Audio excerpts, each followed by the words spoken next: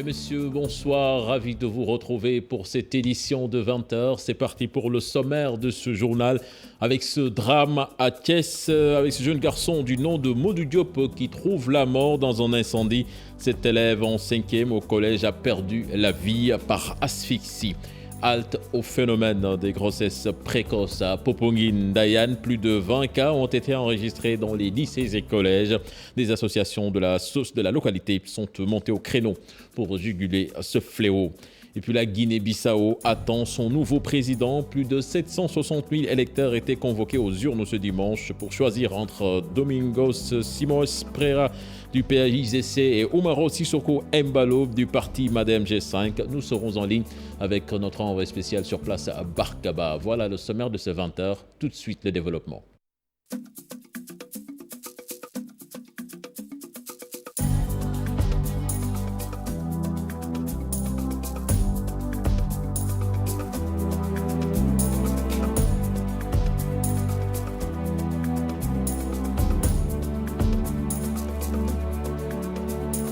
Bienvenue à toutes et à tous, direction Thiès avec cet incendie au quartier Nguent. Un jeune du nom de Modou Diop qui trouve la mort par asphyxie.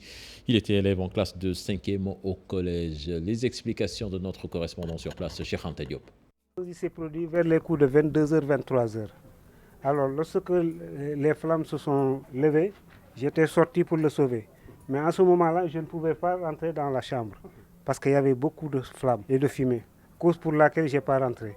Mais avec les aides des voisins, on a pu l'éteindre. Après, on a téléphoné sapeurs et police.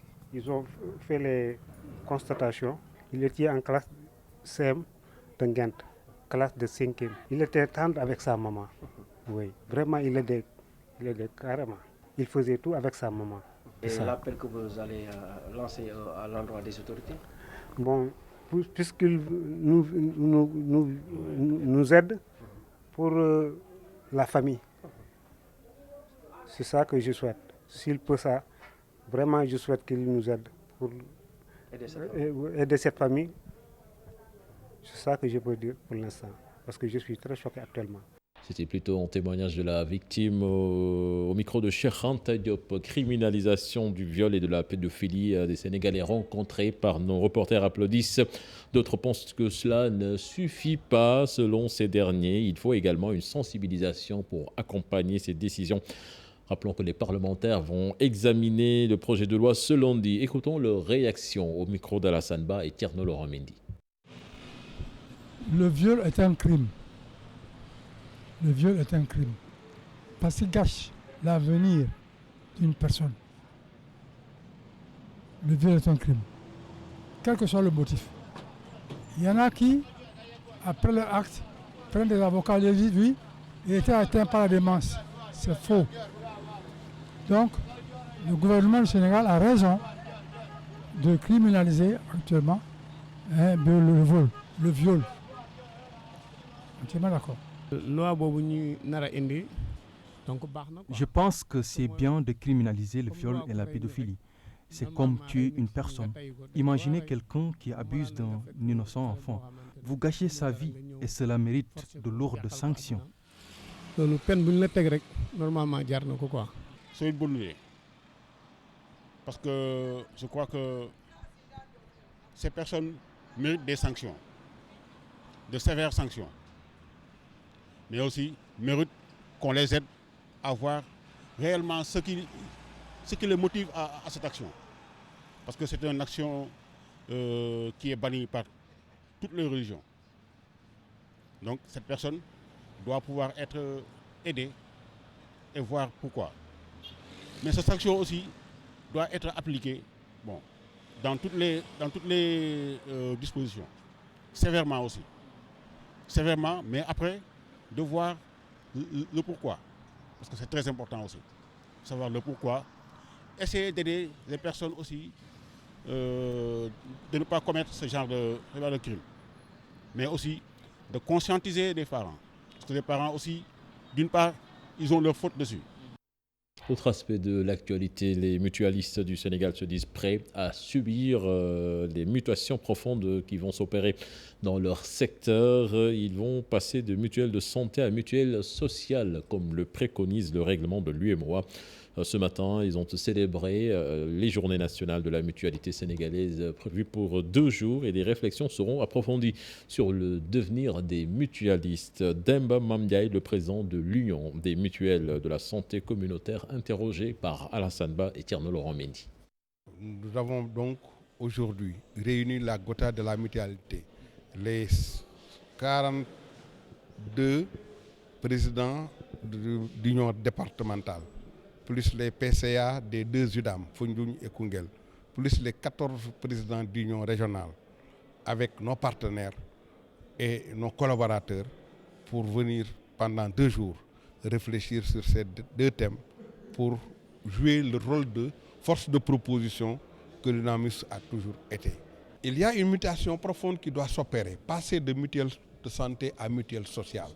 Et pour ça, autant les mutualistes doivent se positionner, autant aussi l'État doit se positionner. Parce que c'est un règlement. Un règlement est d'application directe. C'est les pays, à travers l'UEMOA, qui ont élaboré ce règlement. Et tous les pays se doivent de les respecter. Et dans ce règlement, il est bien spécifié qu'il faut mettre en place un organe administratif de la mutualité sociale. Il faut mettre en place un fonds de garantie. Il faut mettre en place un registre d'immatriculation. Il est vrai que ces fonctions étaient déjà assurées, mais il s'agit de mettre en place un organe autonome. Et je pense que la dynamique, elle est enclenchée et tout le monde, autorités politiques, autorités administratives, de partenaires techniques et financiers et mutualistes sont engagés à ce que cet organe soit mis en place. Centrale à charbon de Bargny, l'arrêt des activités annoncé a précipité la location du bateau turc des propos du directeur général de la Sénélec. C'était lors de sa rencontre avec le comité de dialogue national. Pape Demba Biteye s'explique au micro de Seynou Thiam et Ahmadou Bamba Samb. Le 19 juillet 2019, nous avons perdu la centrale de Sendou de 115 MW, qui était la centrale la plus grosse du parc de production de Sénélec. Avec l'approche de la période de pointe, il fallait donc trouver une solution rapide pour mettre en service une centrale de puissance équivalente. Et également, l'autre contrainte qui est d'ordre économique, c'est qu'il fallait que cette puissance louée ne soit plus au gasoil comme c'était le cas depuis des années. Donc, d'un point de vue économique, il fallait trouver un prix équivalent. Quand on regarde l'ensemble de ces 2 conditions, les ingénieurs de Sénélec ont travaillé là-dessus pour continuer les négociations sur un projet initialement entamé. Et c'est comme ça que nous avons négocié avec les Turcs pour louer une puissance de 120 MW à un prix qui est plus compétitif que le prix ici de la production de nos propres centrales. Développer la commune de Ross Béthio en s'appuyant sur la santé et l'agriculture. La riziculture est le principal levier de développement. Des initiatives sont annoncées pour booster ce secteur et cette année, la production a connu un fléchissement dû à la fermeture de la cuvette dont la grande digue et 3000 hectares n'ont pas été emblavés. Nous voyons tout cela dans cette correspondance signée Ousseynou Diop et Habib Seck. On n'est pas en place, certainement nous y reviendrons dans nos prochaines éditions. Trouver davantage de ressources pour la prise en charge des enfants vivant avec le VIH. C'est l'objectif que s'est fixé le réseau national des associations de personnes vivant avec le VIH. Une urgence pour le Sénégal pour espérer atteindre les 3 sur 90 à l'horizon 2020. Soukey Ndiaye, le président du conseil d'administration, s'est prononcé au micro de Habib Faye et Thierno Laurent Mendy. Essayer de faire un plaidoyer pour mobiliser des ressources, pour vraiment aider les partenaires qui sont dans le processus de mobilisation de ressources pour accompagner nos enfants vivant avec le VIH au niveau du Sénégal. Le taux de prévalence des enfants du VIH au niveau du Sénégal, je ne peux pas y avancer parce que je pense que c'est très élevé. Mais le souci qu'on a au niveau du Sénégal, c'est un gap de prise en charge. C'est le fait de dépister les enfants qui vivent avec le VIH attendus, qui ne sont pas encore dépistés. et 35%. Donc le fait de les mettre sous traitement, quand on ne dépiste pas, on ne peut pas les mettre sous traitement. Et quand on ne les met pas sous traitement, ils ne peuvent pas avoir une charge virale indétectable. Donc c'est le gap qu'on a au niveau du pays. Nous avons besoin de beaucoup d'enfants et dans ce processus, je pense que Senelec est dans cette dynamique de retrouver des ressources pour aider nos enfants. Donc nous, en tant qu'organisation, nous devons les soutenir. Vous l'annoncez dans les titres de cette édition, une vingtaine de cas de grossesse précoce enregistrés dans les lycées et collèges de la commune de Popenguine-Ndayane. Des associations plutôt de la localité montent au créneau à travers une sensibilisation. C'était lors d'une randonnée pédestre pour mieux alerter les populations. Les explications de Youssouf Assek, membre de l'association, interrogé par Abdourahmane Diallo.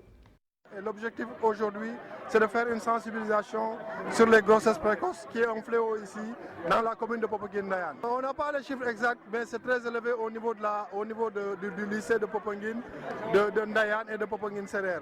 C'est environ une vingtaine de cas de jeunes filles qui sont à l'école et qui sont tombées enceintes. Et ça fait tilt dans nos têtes. C'est pourquoi l'association Habib, qui dans le cadre du développement de la commune, prend en charge toutes ces questions de santé, toutes ces questions de développement, parce que des jeunes filles sont utilisées, sont des moteurs de développement.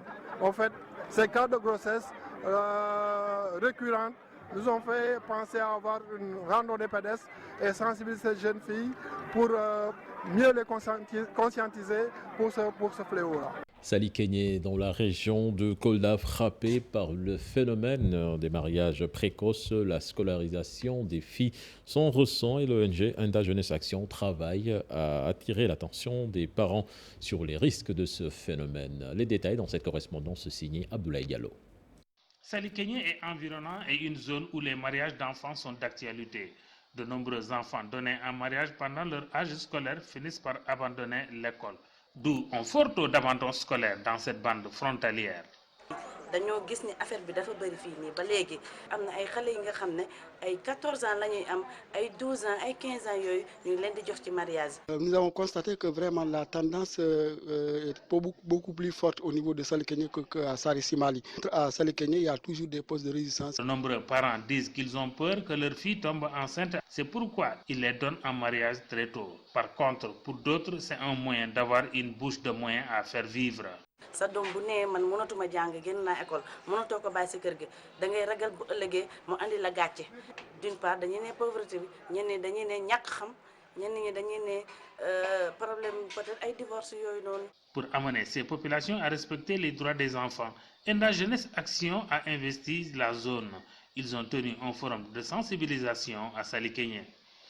On a fait ce constat comme quoi que jusqu'à présent, il y a des postes de résistance qui sont là, qui vraiment jusqu'à présent pratiquent les mariages d'enfants. Ce qui justifie que vraiment, il faut vraiment il faut mener des sensibilisations au niveau de cette commune.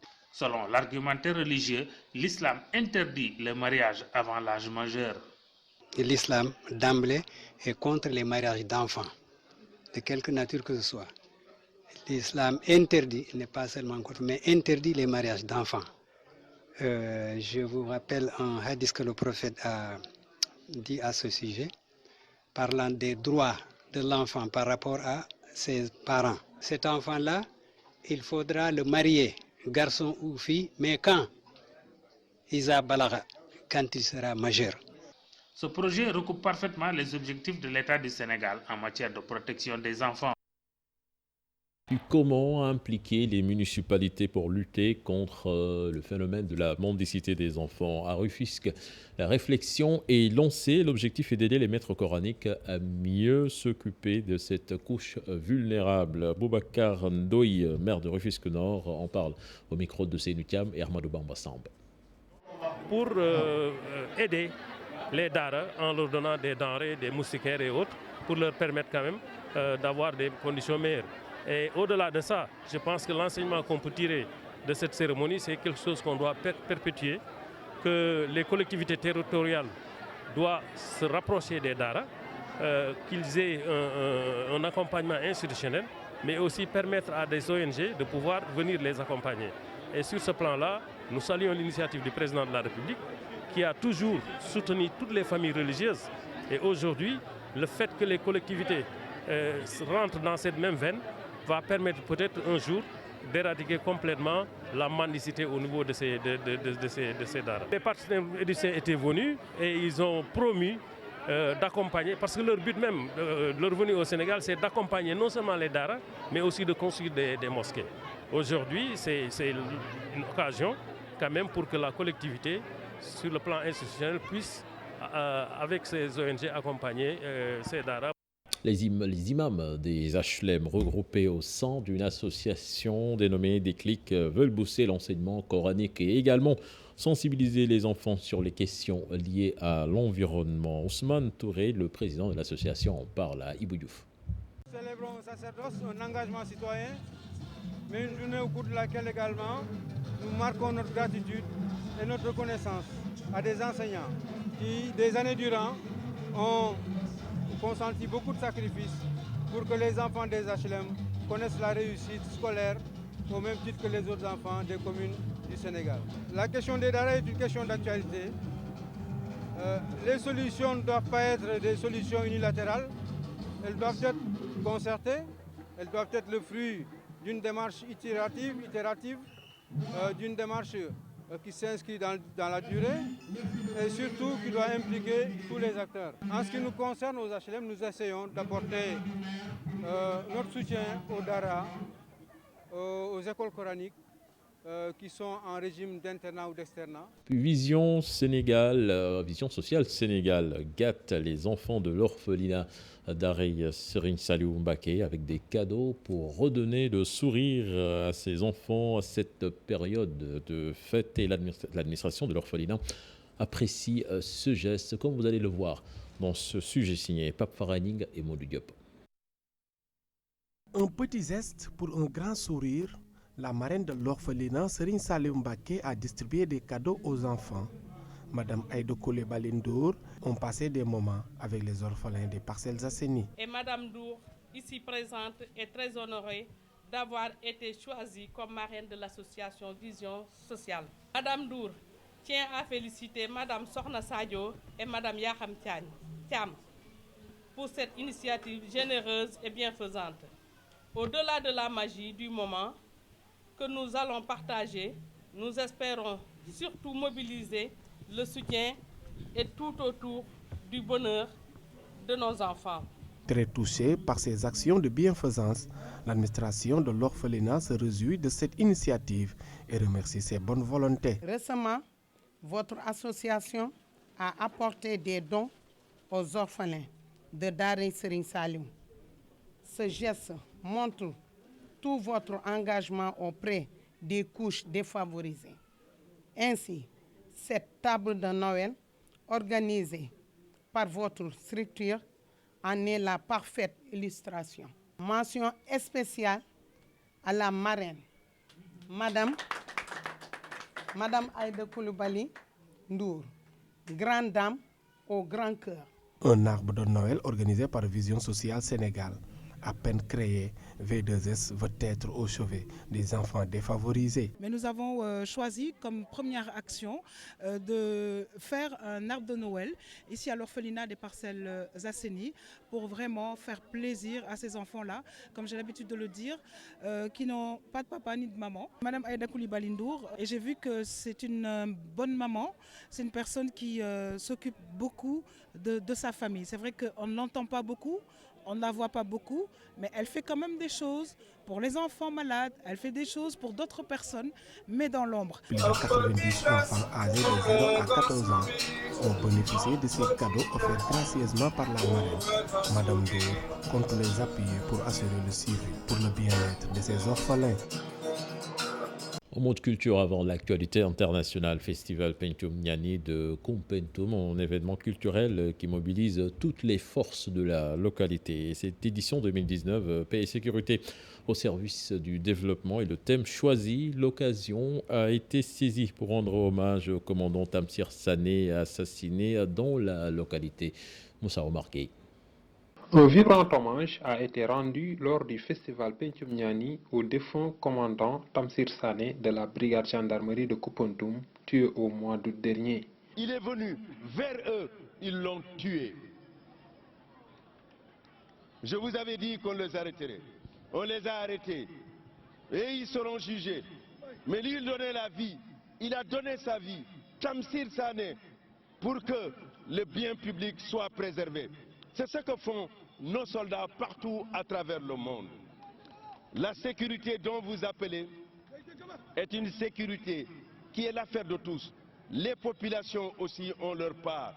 Parce que les défis auxquels nous sommes confrontés, c'est le terrorisme, c'est le djihadisme.